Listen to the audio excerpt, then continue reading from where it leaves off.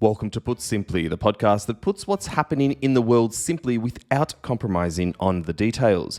Erdem Koch is my name, Rodney McCune, Ozan Ibrisim, my co-hosts. Gents, good to be back with you. Good to be with you. Well, for the first time in 6 years, the US government is officially shut down. An impasse between the Republicans and the Democrats means that the government is offline, for, I guess, a lack of a better word. Rodney, let's start with you. What on earth does a US government shutdown actually mean? Well, it's a federal budget dispute on forward funding.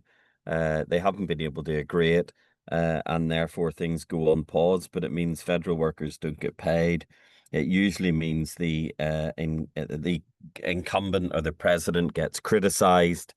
But you never know with Trump. He might just manage to blame the Democrats for it. The Democrats, in order to support the future funding, want the reinstatement of some funding around healthcare provision that Trump had sought to get rid of, and he's threatening to just sack a ton of federal workers as a punishment mechanism to the Democrats for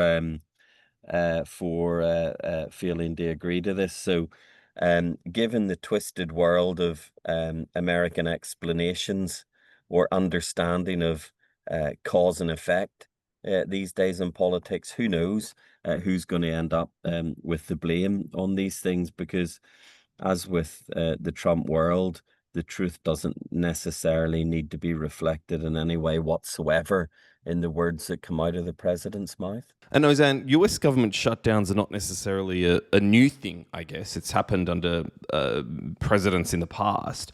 What's your observation of how this particular one is playing out on the backdrop of, obviously, a very polarized US political landscape and, of course, all things Donald Trump? Yeah, I think that's spot on. This is a very different shutdown, and a lot of what's driving it is the dire political situation that the Democrats find themselves in.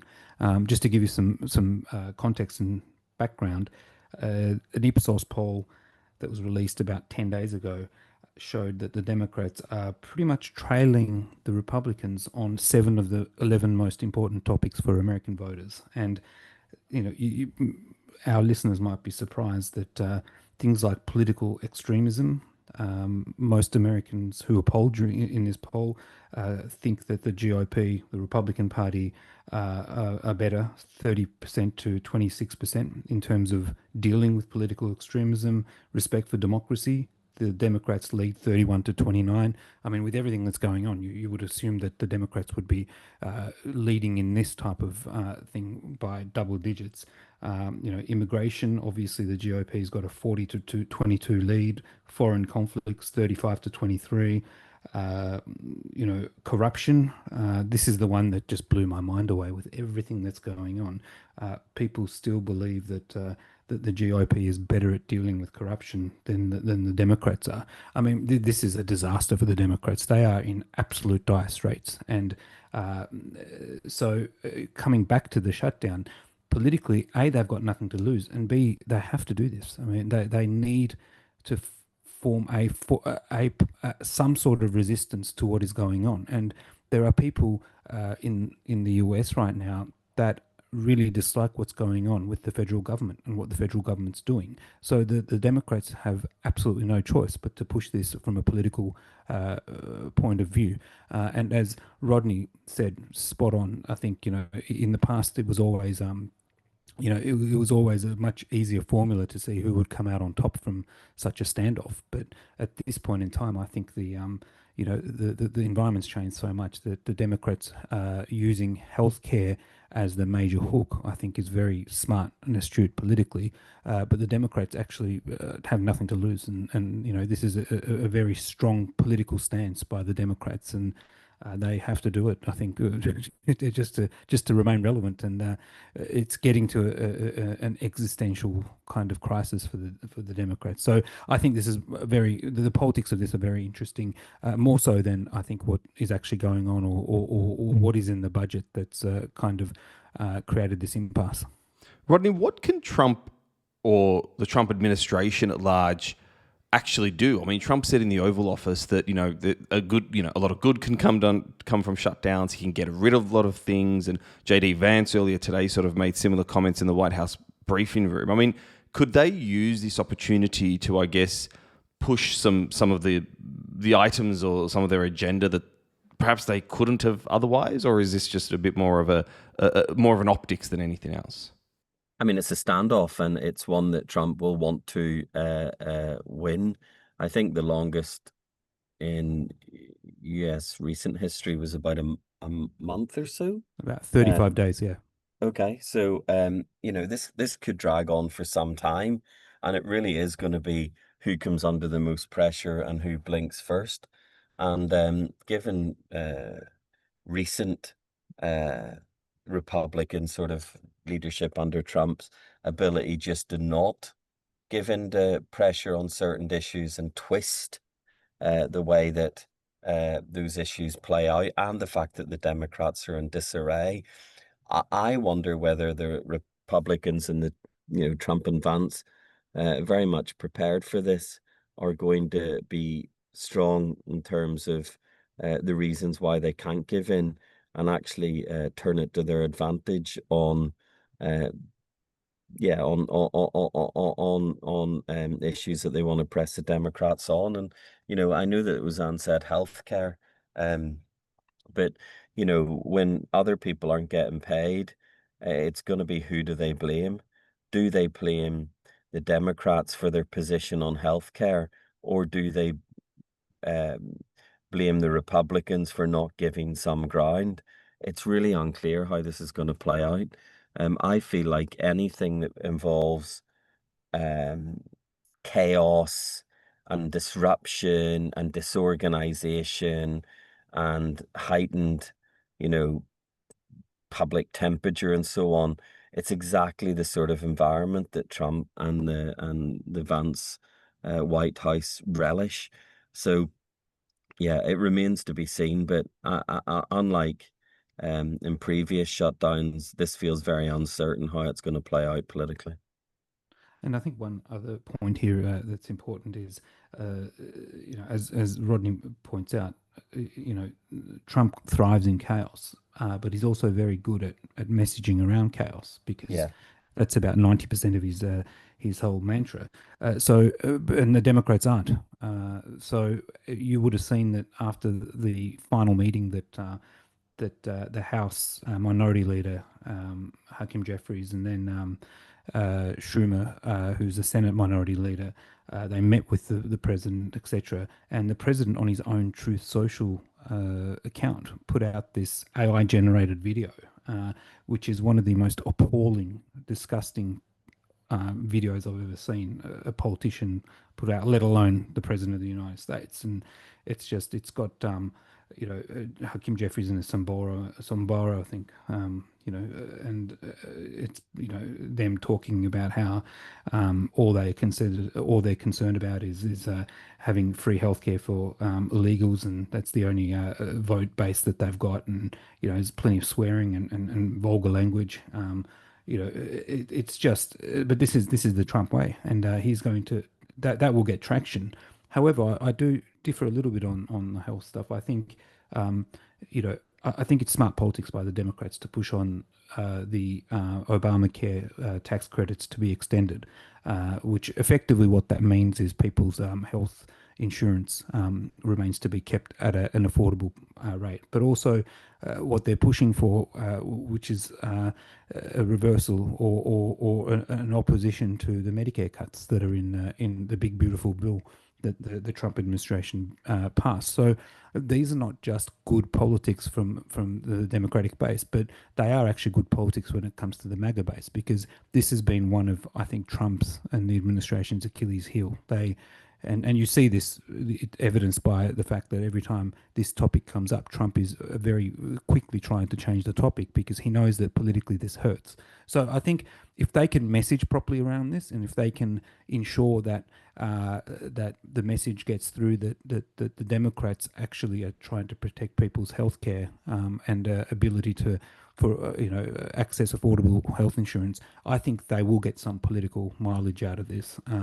But I have very little faith that the Democrats are going to be able to cut through all the noise and disgusting type of communication that the GOPs are, effectively mastered right now.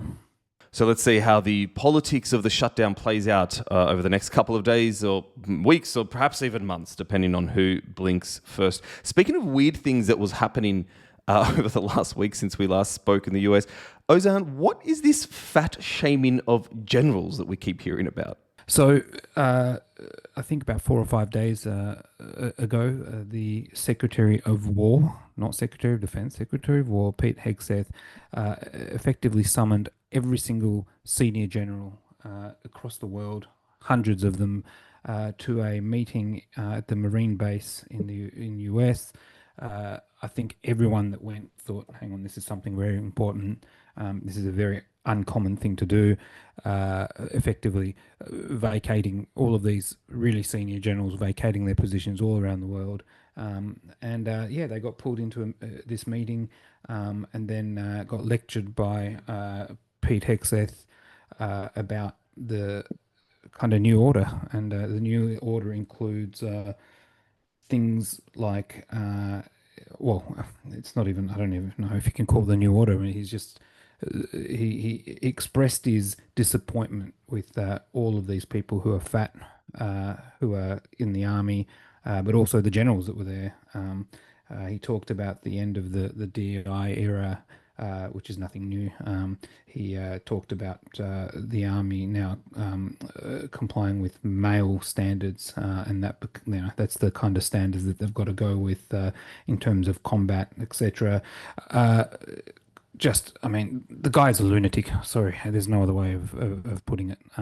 He's an unqualified lunatic who's pulled in, generals who've been probably in their posts for decades, away from their posts, and criticized them for being fat and basically lectured them on the new doctrine of what what the War Department is going to look like and what is expected of them. It's besides being completely bizarre and strange, it reminds me of a lot of these sorts of things that happen in countries like Russia and Turkey and North Korea, where leaders get all of their military top brass together and read out the doctrine, and they all clap. But I don't think there was much clapping going on during this during this kind of meeting of generals. In fact, I think one of my favourite takes on this was in Politico, where, and I'm quoting here, saying that numerous defence officials who watched senior brass scramble to Washington and then sit through a partisan speech from President Donald Trump and a return to old school military standards by Hegseth were left wondering why the event had occurred at all. And then this is a quote from an anonymous general. More like a press conference than briefing the generals, said one defence official who, like others, was granted anonymity due to fears of retribution. This could have been an email. And it's spot on. I mean, if you want, it was effectively Hegseth getting up and talking, and then Donald Trump doing an hour and 10-minute speech, talking about how he's going to send the military into American cities, and this is where they should be training. The enemy within business again, and then just some really bizarre kind of brain dead stuff. Him talking about how he doesn't like aluminium boats, and how how he was very upset with the Navy because they're not building proper boats. And I mean, I listened to it and ended up getting brain damage by the end of it. But this is if you're an adversary to the US, you're just sitting there looking at this and going, I mean, what is going on? I'm sure they're just even surprised themselves. I'm pretty sure Russia and others are looking, going, okay, this is if these are the people who are running the US military, thank God, well, for them. For me, I'm worried that if all the generals become thin, they won't be able to respond properly to an instruction to rule out.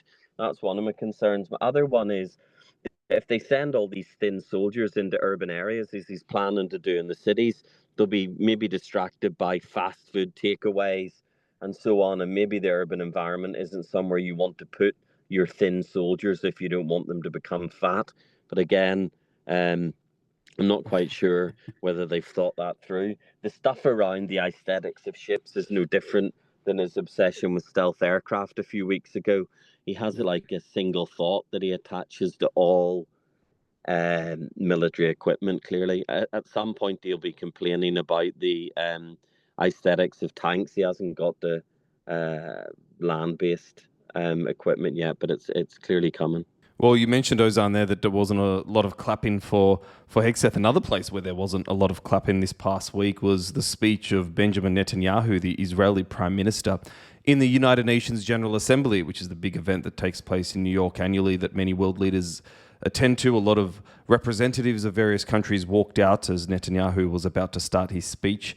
And then in the aftermath of that, he met with US President Donald Trump, and they announced a multifaceted peace plan for the Gaza Strip. And effectively then Trump said, well, Hamas has a certain period of time to agree to this, and if they do, then effectively this war ends. Is that right, Rodney? I mean, would this war end with this peace plan, and how do you see it sort of panning out?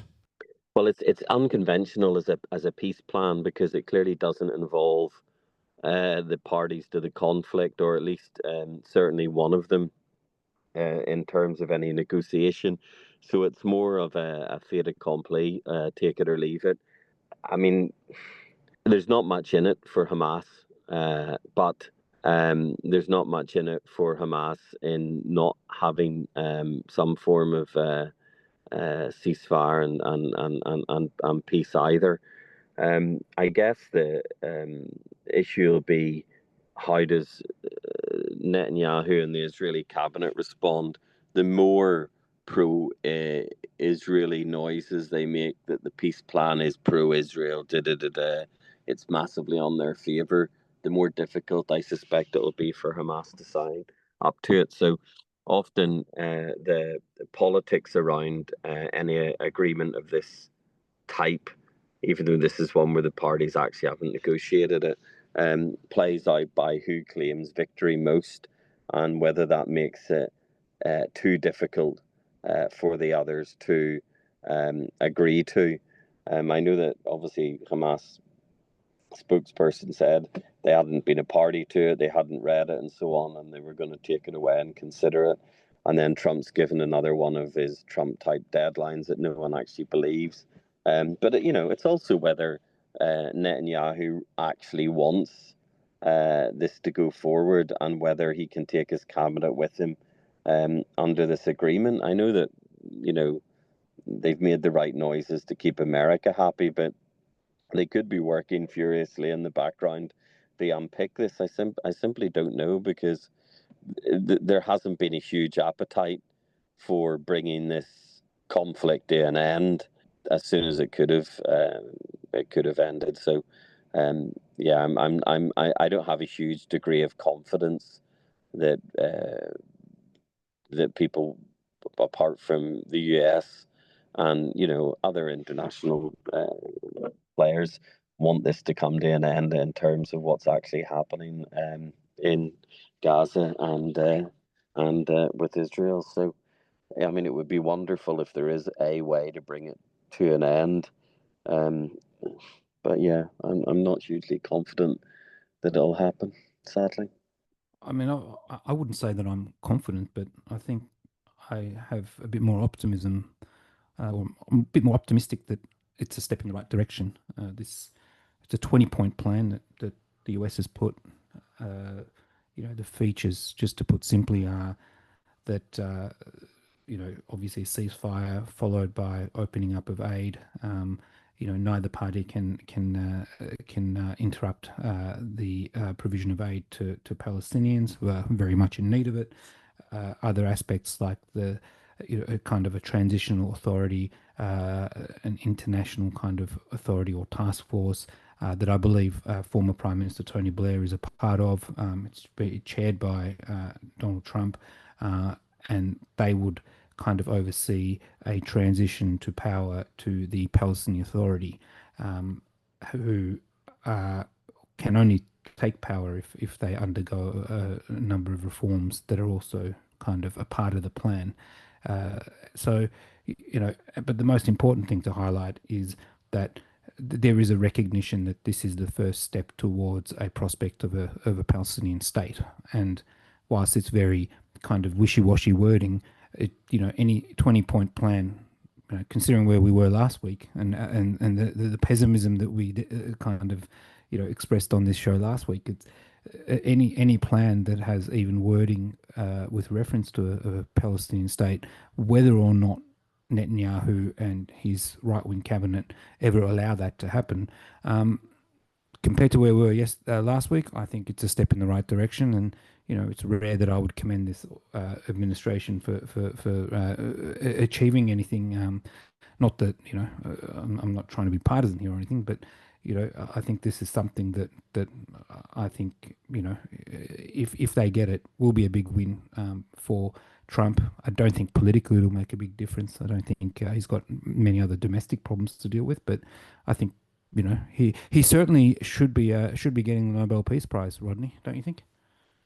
I think he should have had it a long time ago. He's the finest proponent of peace the world has ever seen. In fact, Well, I think they should retire the prize and give it to him for now and eternity. But 7. This will be the 8th conflict that he's resolved, and in that 8th conflict, there's actually conflicts that he's resolved that nobody knew existed. Such as the one between Serbia, including him before he had resolved, after they'd been resolved, before he knew about it. But what's in it for Hamas? Nothing. But what's the alternative? This is a very clear kind of plan, and this is why Netanyahu has signed on to it to get Hamas out of the way. And what needs to be, I think, highlighted is countries like Turkey, countries like Qatar, Egypt. Traditionally, those who would look warmly to Hamas and in the past have supported Hamas are urging Hamas to also sign it, knowing full well that Hamas is to have no political involvement in a future Gaza that this plan wants to outline. So, but as you said, Rodney, what's the alternative? I mean, this continues, and Hamas, continues to get slowly weakened until a point where. I mean, they're voting themselves out of existence. Is that not what this is? Nobody does that. Well, it's either that or slowly they get put out of existence, along with many innocent civilians in Palestine, and all in Gaza. But that means then they pause to rebuild and make a comeback at some point in the future. So it means this is a break in whatever may happen in the future rather than an end to you can't resolve historic conflict by this type of plan or agreement. You just can't. I mean, this will give some temporary respite that may well last for months, even a few years, but this is going to come back again. Look, I think you're absolutely right, and I don't want to overstate my optimism about it. It's just we have come so off the track to a resolution that I see this at least somewhat helping the issue get back on track to be resolved in the longer term.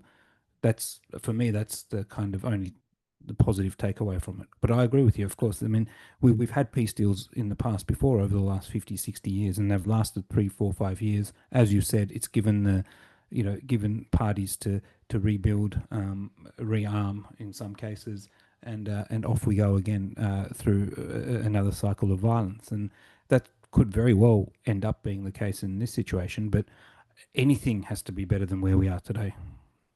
True. Well, speaking of rebuilding, it's definitely something on the list of the UK Prime Minister, Keir Starmer, who is now set to become one of the most unpopular British Prime Ministers on record, if most recent polling is to be believed. Of course, it comes just after a year since that incredible election result for the Labour Party in the UK, which won 2/3 of seats in the Britain's electoral system. And in terms of any landslide, this was definitely a landslide for Keir Starmer and the Labour Party. Rodney, what has gone wrong for Starmer over the last year, and how does he turn it back from here, particularly in the context of this week's annual conference for Labour?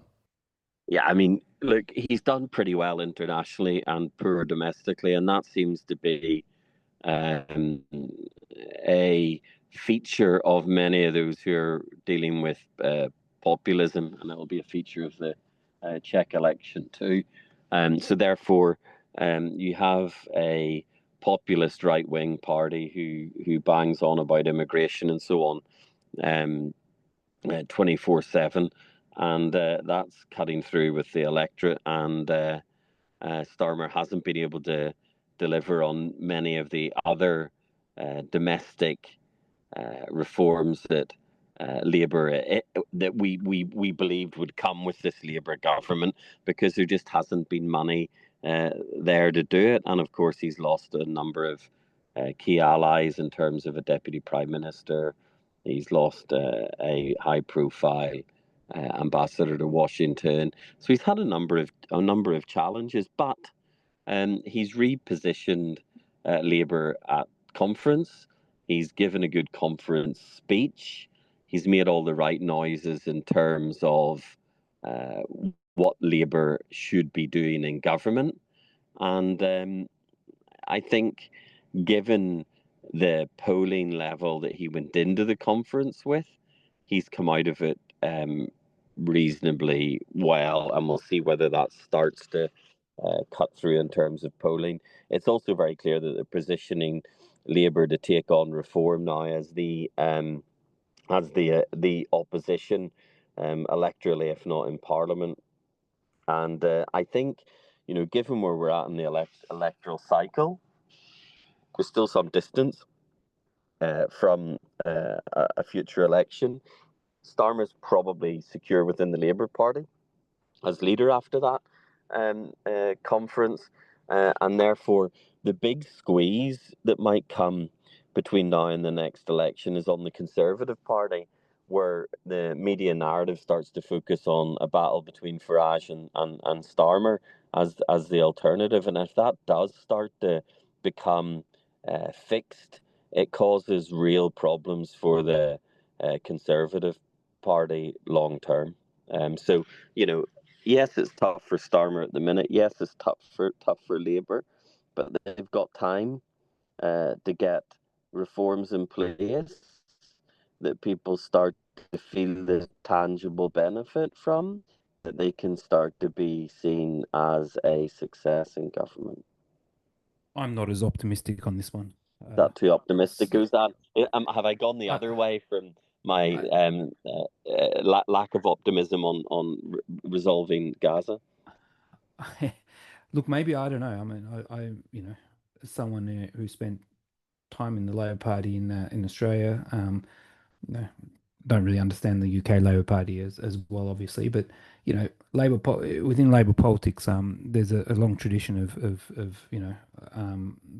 politicians and parliamentarians, eating their own, and I think once some of his comrades smell blood, and I think there's a serious kind of stench of blood right now in terms of weakness, they will move against him, and we've seen this time after time. I don't think his command on his caucus is all that strong. And I say this as an outside observer, but just observing, some of the commentary that's been made. At the conference, every minister that was interviewed was asked the same question. Will Keir Starmer be the leader at the next election? And everyone, of course, had to say 100%, no doubt. But we've seen this before, and they're very good at eating each other. And I just think the termites have gone too far into the building, and they'll start eating it from within. And I don't think that Keir Starmer will survive, to be honest with you, which is very sad, because I think he should have been given an opportunity. But he inherited a country that was in serious trouble, and ever since then he's just been facing headwinds that I think would test any leader. And then it's obviously unhelpful to have an economic kind of uncertainty both domestically, as you said. He's got problems with his budget. So I think and of course, more economic woes, more economic uncertainty means that the popular right or the populist right will gain more traction. I can't see him surviving, Rodney. Sorry, I don't want to be pessimistic. I actually quite like him, but I think he's in deep trouble. Well, there you go on that positive projection for Keir Starmer. I think he will survive. I think they need a little bit of stability after the recent resignations, and he'll be given another chance. And we'll see whether he takes that chance and how he deals with the Farage reform element. But yeah, I mean, it's going to be an interesting few months because there's going to be a lot of eyes on whether he can start to recover his own polling. So yeah. But just on the Farage stuff though, like fine, saying Farage doesn't, at the conference he made a point of saying Farage doesn't like UK. He has no solutions, this and that. But this is not, again, this is just a very much an old, worn-out, unsuccessful kind of playbook from the centre left about how to deal with populist parties. We've seen this in, all around the place. Now, obviously, the UK is a very different place to the United States, but it's not. I think Farage is a bigger problem to him than people really are making it out, and I'm not sure. I hope you're right, because what would be the best thing for the UK is for him to be given a clear runway to try and deal with the populist right, the rise of the populist right, etc., and to try and bring in some economic reforms that are going to take away some of the support of the populist right. Because let's face it, they're all driven by economic factors. I hope that's the case, but I just don't. I don't think he's up to it. I don't think he's, and that's no reflection on him. I just don't. I think he's too far gone. Let's see where it all lands for Starmer. But speaking of electoral cycles and election processes, two countries. One has already voted, and an election result has come out. It's Moldova, of course. And then the Czechs are heading to the polls this weekend. Rodney, take us through both elections, starting with Moldova. Were you surprised by the result? I think everyone was surprised by the scale of the result in Moldova, and we have had a victory for Western pro EU, a rejection of Russian influence, and so on with Sandu. So that's obviously a great point of relief for the EU and for Western Europe, and for those who are concerned about Russian and further encroachment. So yes, but what you saw is a high level of attempted interference, which is well documented. You had bomb scares at polling stations in Europe, where diaspora were being facilitated to vote. So you had very obvious points of evidence of influence, and actually, this is an interesting point, and a little bit touches back to what we just talked about. If you look at where the mainstream parties have done well, or the centre left, Australia and Canada, perception of interference by someone they didn't quite want to be associated with in Trump. And a little bit in terms of Moldova this time, I think a factor is that the Russian interference wasn't something which was going on in the background. It was something which featured as a narrative within the campaign. So therefore, populism is more likely to be rejected where it's seen to be aligned to foreign influence or a foreign power or something external, where others are trying to manipulate your democratic process. And I think what we'll see with Starmer, so I'm going to not return to that conversation, but touch on it for a second, is try and link reform with external influence.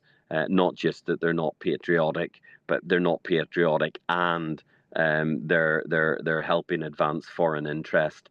And there was an issue with a elected representative for Reform in Wales who reporting in the last week or so covered his links with Russia. So you may start to see more of that sort of thing. So Moldova, in terms of the West, was a positive tick. But the Czech Republic looks to be a much more difficult election from a European perspective. There's obviously the usual divide between the pro-European candidate and the Russian-leaning candidate. The Russian-leaning candidate tends to be wealthy, oligarch-type character, and is doing well in the polls, despite the fact, and again, a little bit like Starmer, you have an incumbent in the Czech Republic who has done well internationally in terms of response to Ukraine, been very supportive and all those sort of things, but is seen to have not done so well domestically on issues around cost of living and domestic reforms. So it's the same sort of split and the same level of concern, and the polling is not going in favour of Western Europe or the European Union. And of course, to succeed with Moldova and lose in the Czech Republic is probably a net loss for the West, because it places within the EU a little cabal of Orban and Fico and so on. And just adds to that little insurgency within the EU, making things a lot more difficult to do with that sort of little pro-Russian cabal. Yeah, no, I think it's very interesting observations. I mean, I agree with you 100% on this one. I think very positive outcome for the EU and the West out of Moldova, and I think it's just another demonstration of Russia overplaying its hand and really kind of overestimating its ability to kind of move the needle and shift public opinion. I think this is Russia doesn't have the capacity to do that as it used to. Fighting on many fronts.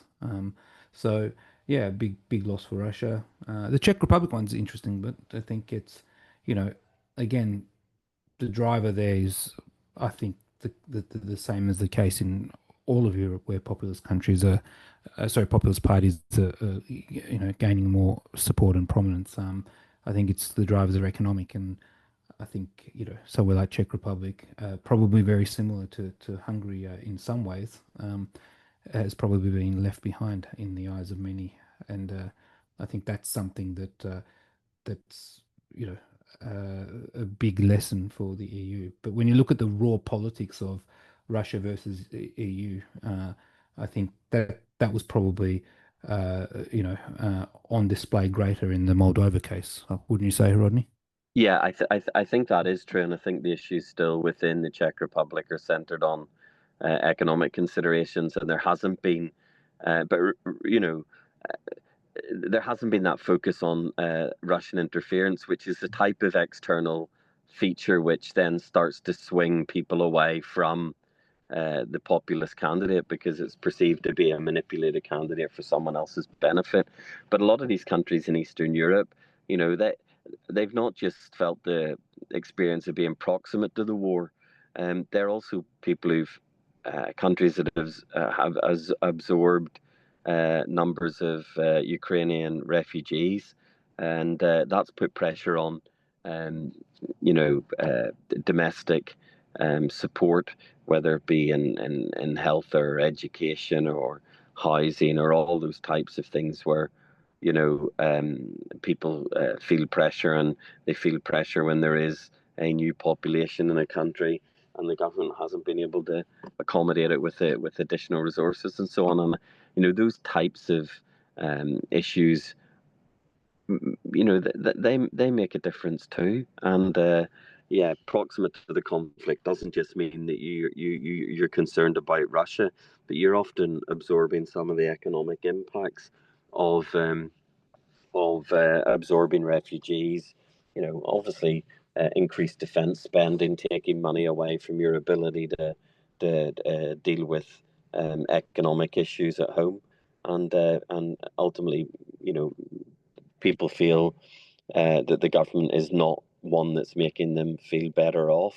They're going to look at alternatives, and if in the Czech election they haven't poisoned the well sufficiently, as happened in Moldova, by characterizing Babis as the Russian choice, he's going to be a competitive when you have an unpopular incumbent. Indeed, and the Czechs head to the polls this weekend, and no doubt something we'll pick up here on Put Simply next week. Gents, it's been a great podcast picking your brains on the very strange events over the last week, and look forward to chatting again next week. Thin soldiers, that's what we're all committed to. That's what matters. Thanks. Thank you.